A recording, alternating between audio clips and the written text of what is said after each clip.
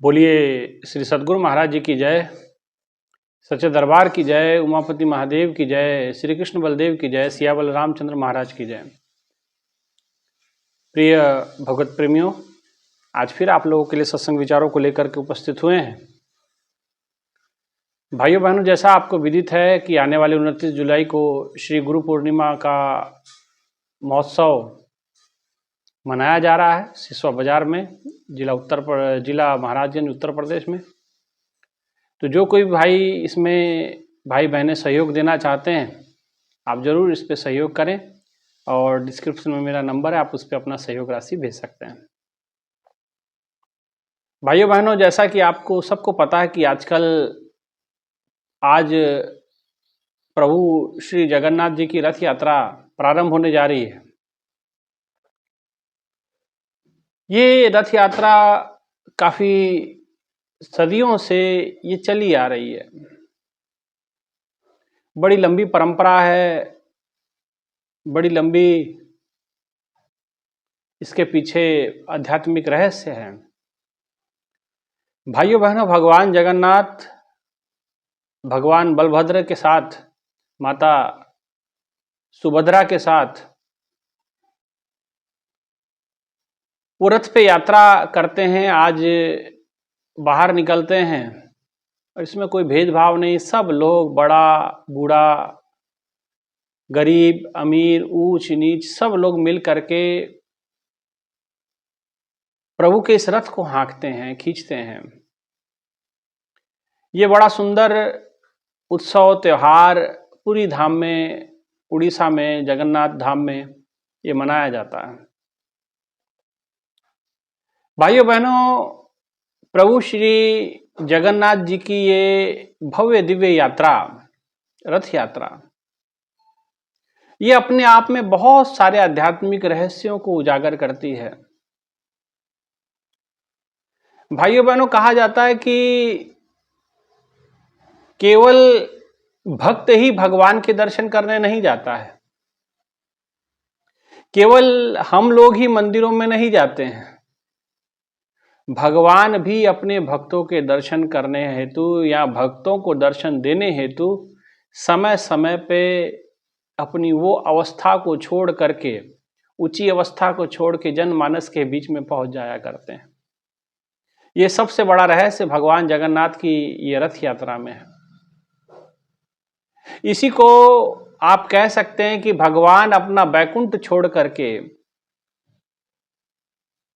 भगवान माता लक्ष्मी की सेवा छोड़ करके, शेषनाग की सैया छोड़ करके भक्तों के कारण समय समय पे इस धरती धरा पे अवतार लेते हैं, साधु संतों का उद्धार करने के लिए, भक्तों पे उनका उत्थान करने के लिए, और संसार में एक सद्भाव, सम्मान, एक दूसरे के प्रति परस्पर प्रेम उत्पन्न हो। इसलिए भगवान समय समय पे संतों के रूप में या स्वयं अवतार लेकर के भी धरती पे आते रहते हैं।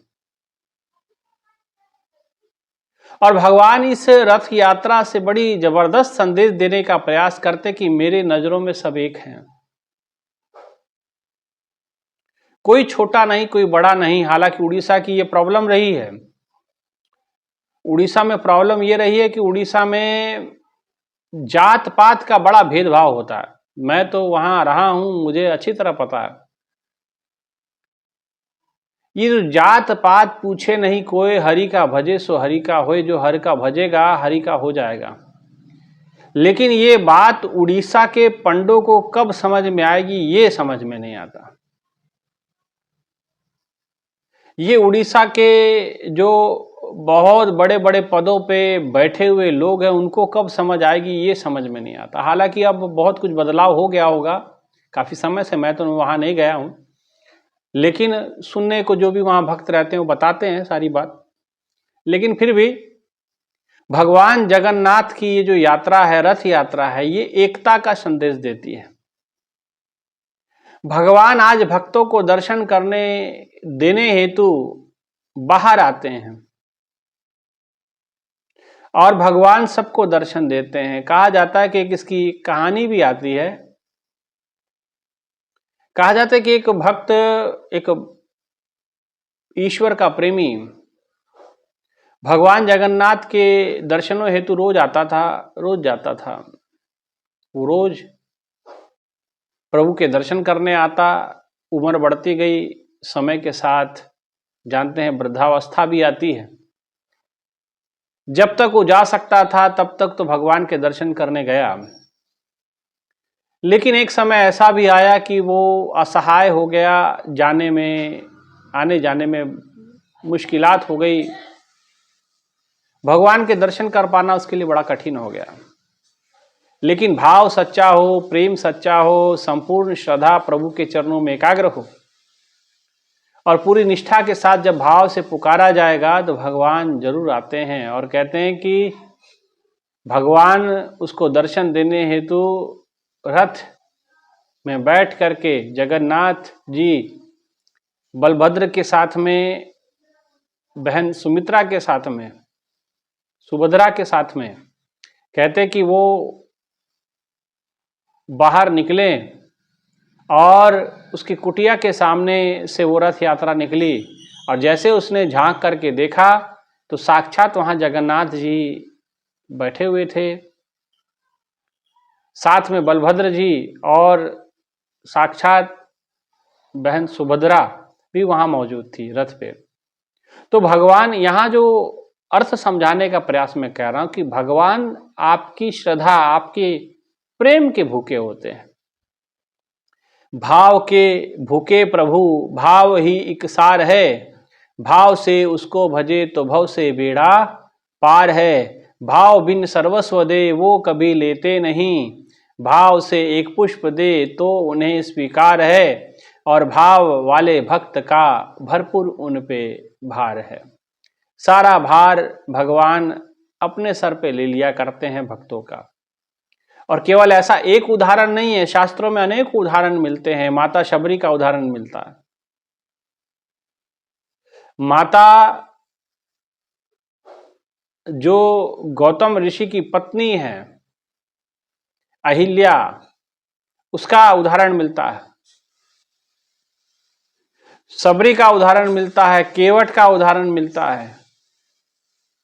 भाइयों बहनों, शबरी आ नहीं पाई, वो भगवान उसके दरवाजे पहुंचे। ये भाव है, ये प्रबल भक्ति है। अपने गुरु के चरणों में संपूर्ण प्रेम और उनके वचनों पे दृढ़ विश्वास भगवान को मजबूर कर दिए। कारण कोई बना हो, बात अलग है, ये भगवान समझते हैं, लेकिन भगवान की लीला है। लेकिन जो मैं समझाना चाहता हूं, भगवान शबरी के द्वार पहुंचे। चाहते तो शबरी भी जा सकती थी कि नहीं जा सकती थी, पता चल गया होगा उनको कि राम जी भगवान धरती पे आए हैं, लेकिन शबरी नहीं गई, भगवान गए उनके पास। ऐसे ऐसे भक्तों के पास भगवान स्वयं दर्शन करने गए। भगवान माता अनुसुईया के आश्रम में जाते हैं, अत्रि जी के आश्रम में जाते हैं, गौतम जी के आश्रम में जाते हैं और तमाम अगस्त मुनि जी के आश्रम में बड़े बड़े ऋषि मुनियों के दर्शन करने हेतु भगवान स्वयं वन को अपना घर बना लिए और वहां जाके वो वास किए, उनकी सेवा, उनकी चाकरी किए। उनसे प्रभु ने भेंट वार्ता की, प्रभु ने उनको दर्शन दिए, वो भी अपने जीवन को धन्य मानते रहे। तो भाइयों बहनों, ये जगन्नाथ यात्रा बताती है कि प्रेम केवल एक तरफ से नहीं है, दोनों तरफ से होता है। सखी प्रेम दोनों ओर पलता है। अगर भक्त भगवान से प्रेम करता है तो भगवान भी उनसे प्रेम करता है। और आपका प्रेम कितना है ये तो मापदंड करना बड़ा मुश्किल है, लेकिन भगवान का प्रेम तो अतुलनीय है, अटूट है। न मालूम कब से वो आपका, हमारा इंतजार करते हैं। गुरुवाणी में बड़ा सुंदर आता है, वो कहते कि चरण शरण गुरु एक पेंडा जाए चल, सतगुरु कोट पेंडा आगे होए लेत है। कि आप नहीं जाते गुरु घर में, आप नहीं जाते मंदिर में, आप मंदिर की ओर एक कदम बढ़ाते हैं, भगवान की तरफ एक कदम बढ़ाते हैं, गुरु की ओर एक कदम बढ़ाते हैं। सतगुरु कोट पेंडा आगे हुए लेत है। आपका एक कदम आपको दिखता है, लेकिन गुरु के और भगवान के जो करोड़ों कदम है वो आपको नहीं दिखाई देते, क्योंकि वो अलौकिकता से भरे हुए होते हैं। भगवान भी करोड़ों कदम होकर के आपकी ओर बढ़ता है, करोड़ों कदम, आप एक कदम, वो करोड़ों कदम।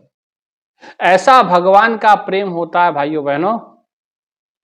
माता शबरी की प्रार्थना, और प्रार्थना में कितनी प्रबलता, कितनी निष्ठा, कितनी श्रद्धा, कि भगवान उसकी कुटिया में जाते हैं, उनके दिए हुए आसन पे विराजमान होते हैं, उनके जूठे बेरों को खाते हैं। कितना मनोरम प्रसंग रहा होगा।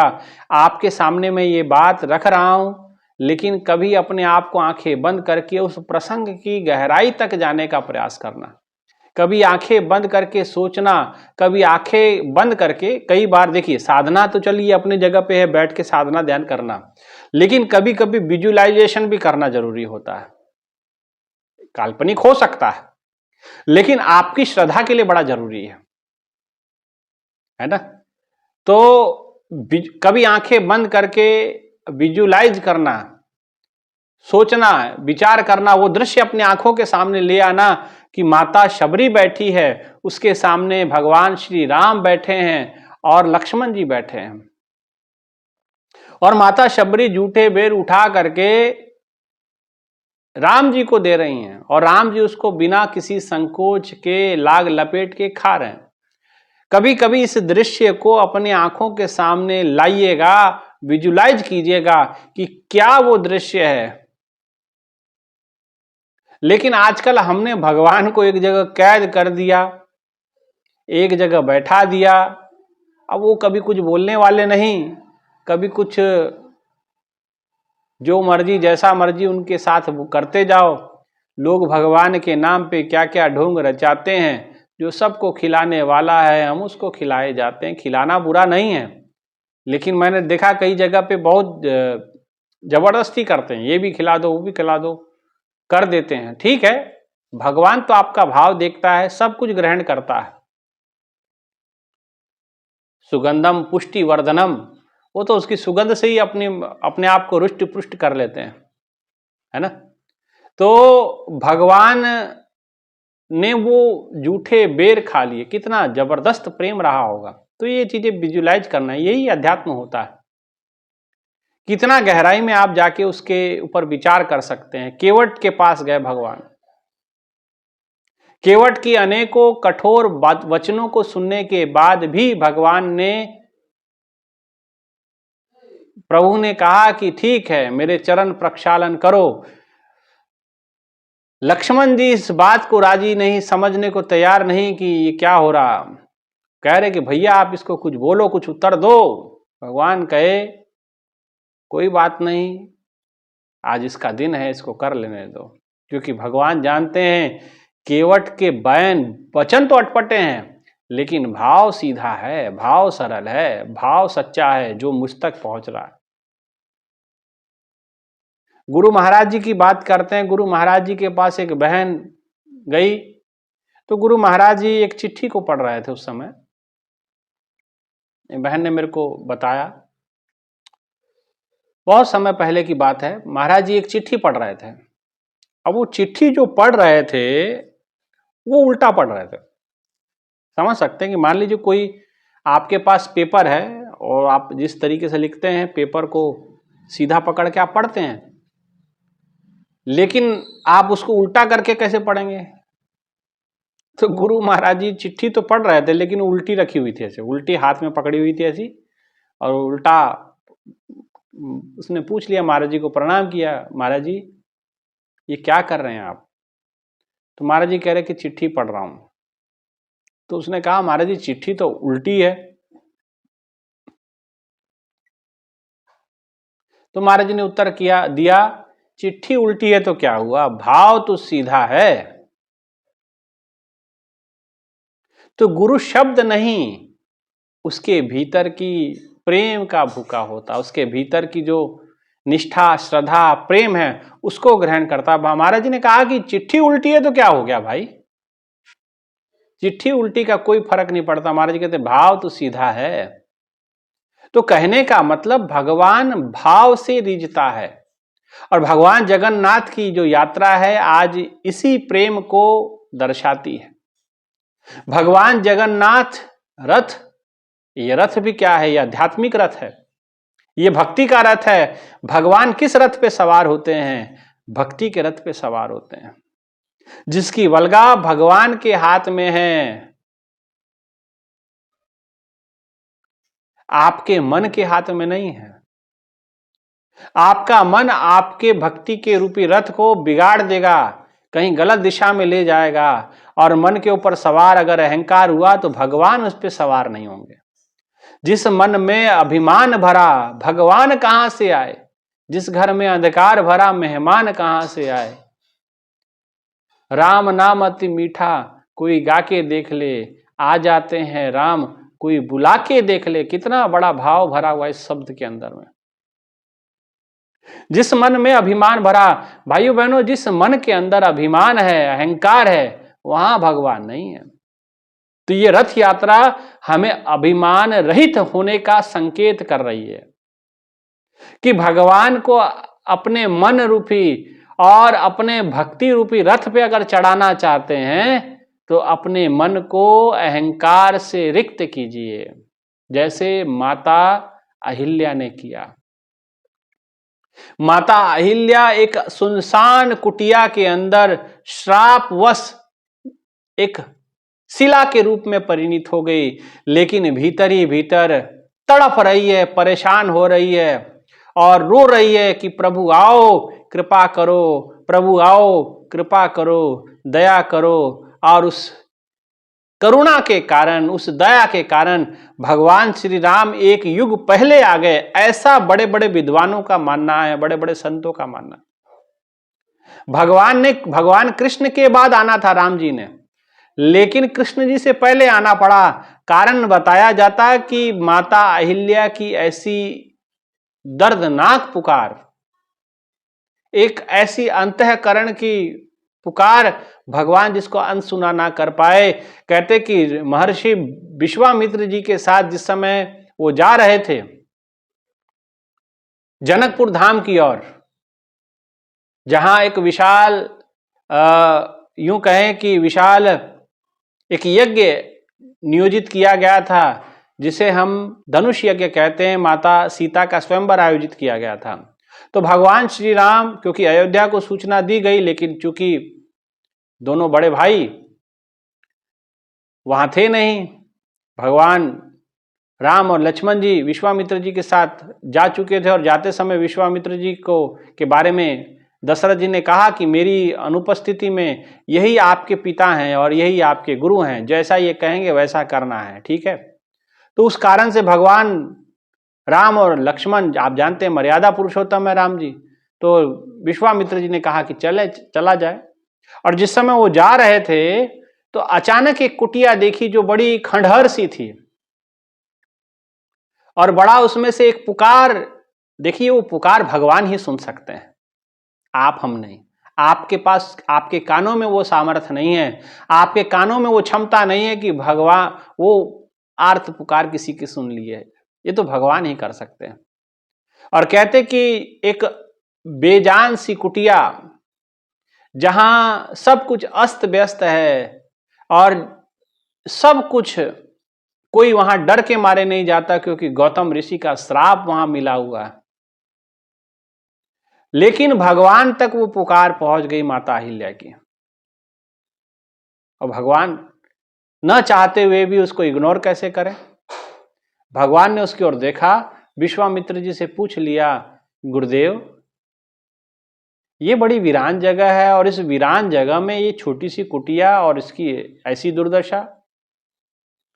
विश्वामित्र जी को समझते देर ना लगी कि आज भगवान का बहुत बड़ा कौतुक होने वाला है, और भगवान ने ठान लिया कि आज कृपा करनी है। विश्वामित्र जी धीर और गंभीर आवाज से कहे कि राम, ये गौतम ऋषि का किसी जमाने में आश्रम हुआ करता था, और पूरी घटना भगवान श्री राम को पूरा डिटेल में समझाई।